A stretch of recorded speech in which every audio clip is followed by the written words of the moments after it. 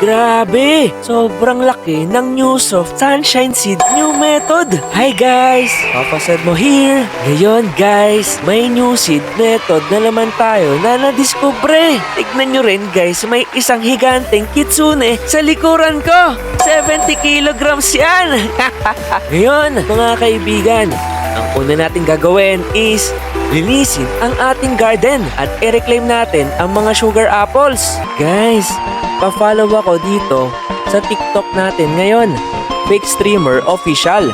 Papuso naman dyan at pa-follow. Excited na akong gumawa ng mga ganitong videos para sa inyo. Itong method daw na to ay napaka-OP. Pero hindi ko pa natetest matapos man tong video na hindi ko napalaki.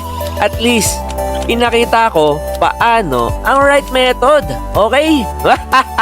Last time, ang Hinomay method, ang ganda ng kinalabasan nga ni. This time, need natin siya i-reclaim dahil hindi natin kailangan ng ibang puno sa method na to, kundi soft sunshine seed lang na mabibili sa Zen Shop.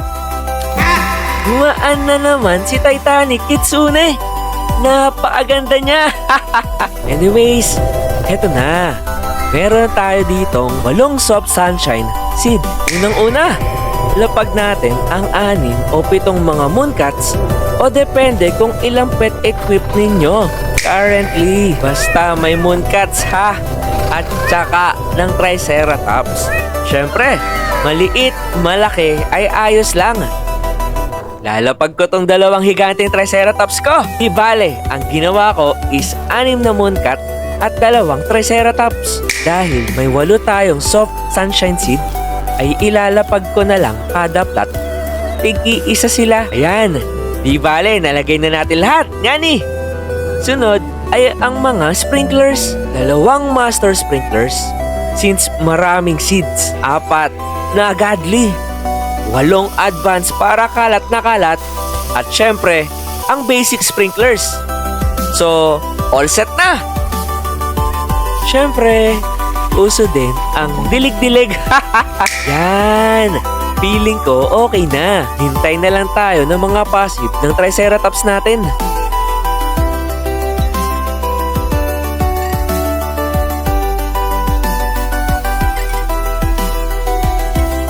Seconds na lang guys!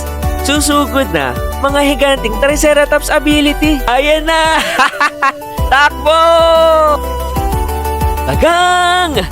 Sunod-sunod ang pagsisilakihan ng mga soft sunshine. May malaki, may tama lang, at may maliit. Check natin base value syempre.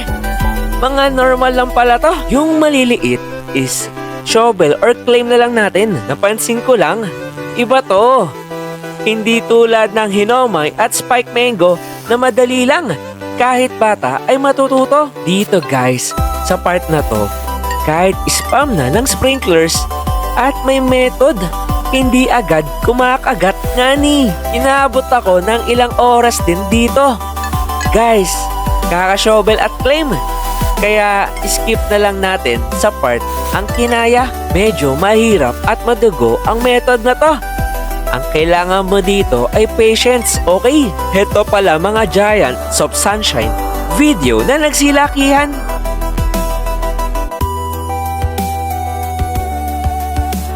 Yan! Check natin ang final result ng akin. Gagang! Ang pangit! Ba't ganun nga ni? Pero sa iba nagana. O sadyang mahirap, bahala na. Ulitin ko na lang mamaya. Hanggang dito na lang muna guys. Kita-kit sa panibagong video. See ya! Nothing beat